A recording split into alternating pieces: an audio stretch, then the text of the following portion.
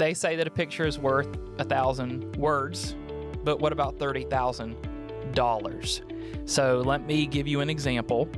And let's just say a listing agent takes a new listing, has professional pictures taken of the property itself. They look great, but wants to increase interest, of course. And perhaps the listing is located in a very popular area. Let's just say downtown area, and they happen to Google that area, and there's some stunning photographs of the area, and the agent decides to add that photograph or those photos to their listing, and that can be a big problem because of something called copyright. Next thing you know, the agent or their broker receives a demand letter for $30,000. Could be more. That's something we want you to avoid. We want to keep you safe, and this may seem like a no-brainer to some people, but this is a big issue. This is an issue I know that we've talked about, that we have talked to agents. You've been involved in some cases where you've received demand letters. So we want to talk about copyright today. Matt, first off, what is copyright? Okay, just generally speaking, copyright is a federal law that protects original works of ownership. So if you write a book, you direct a movie, write a blog post, etc., you have exclusive rights to distribute that material, display it, etc.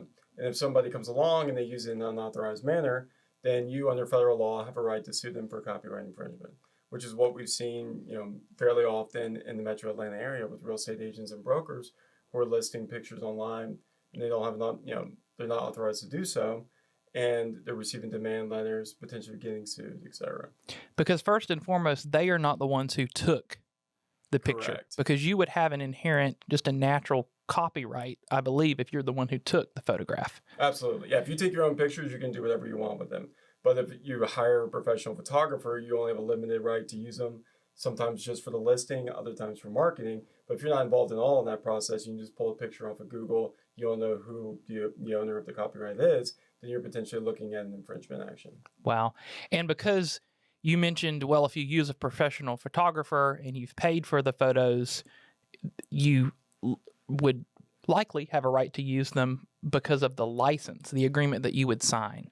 Correct. So if you, perhaps you're a new agent out there and you've not gone through this process yet, when you receive professional photos from a photographer, you're going to sign an agreement, which is essentially going to be a license to use the photos.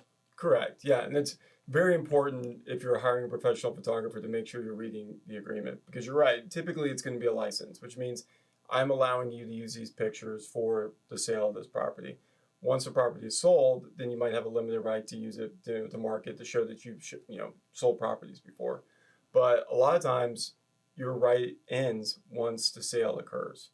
Other times, they'll give you what's called an assignment, which means that they're basically assigning all their rights to those photographs. So it doesn't matter, if the property sells, you can continue using the pictures and not worry about any sort of copyright issues. Wow. So the devil is in the details. Look at your specific agreement. Correct. But don't use photos that you did not take or that you don't have a license to use, because if you just simply download photos that somebody else took, that's really where the trouble begins. And really, even if another agent says, "Oh, it's okay, I'll send these to you because I paid a photographer for them," that's not really a good idea either. No, because it's going to depend entirely on their agreement. So unless you're asking them to provide their photography agreement, reviewing it in detail and determining that they have the right to assign you those photographs, then you could potentially run into issues. The most common example is an agent calling and saying, "Hey, somebody had previously sold a property in FMLS. They had these really nice pictures, and they told me that I could use them." Do not do it. One, always take your own pictures. I think just from a business perspective, I think you would agree. I mean, it's always best to have your own pictures.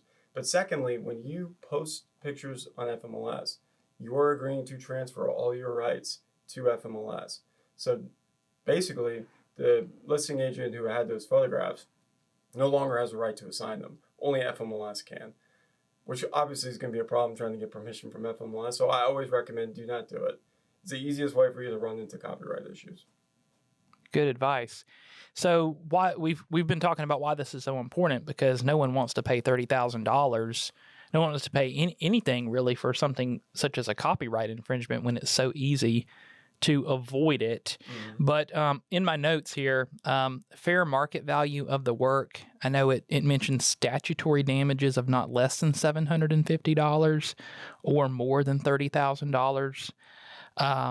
You're talking about attorney's fees and expenses. What if you what if you've already done this? Let's say that, oops, I have done this.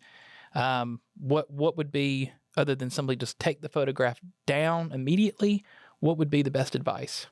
Honestly, that is the best advice. And the unfortunate reality is there's no intent requirement with copyright. In other words, even if you don't know that you own the right to use that picture and you post it online, once it's posted, you violated their copyright and you could be subject to damages. But yeah, you want to make sure you pull them down immediately, because if you do end up going to trial, one of the things that a judge or jury would look at is, did you act in good faith when you found out? Even though you violated the copyright, what did you do when you found out? Did you pull the pictures off immediately? That would be my piece of advice. You probably don't want to contact the person because you don't want them to find out that you did it. But a lot of times what will happen is you'll get a cease and desist letter from an attorney. So the photographer finds out, they hire an attorney to send the cease and desist letter. Yeah, take the pictures down. And honestly, I'd recommend contacting a broker and contacting an attorney as well.